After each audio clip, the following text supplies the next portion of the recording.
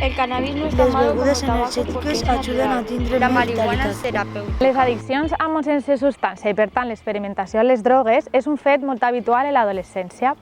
Reconèixer aquest fet i saber conviure amb les drogues és algo que cal reconèixer i tindre en compte per a actuar en aquesta etapa de vulnerabilitat com és l'adolescència.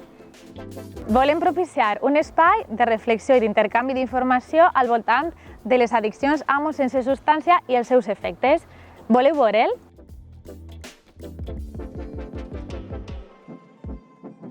Però a més de conviure amb elles, a la societat hi ha una gran quantitat de mites i falsedats al voltant de les drogues.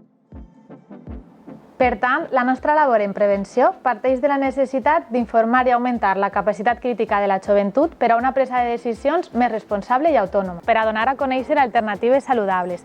Mireu!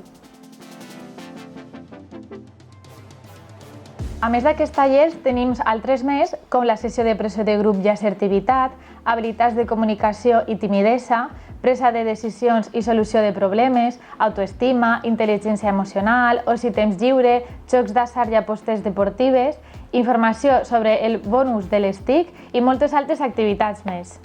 Com heu pogut observar, a les nostres sessions procurem que es creï un espai lúdic d'intercanvi i participació, per a que adolescents trenquen alguns mites relacionats amb les addiccions, desaprenguen aquelles falsedats relacionades amb les drogues i aprenen noves informacions més realistes sobre la realitat de les addiccions.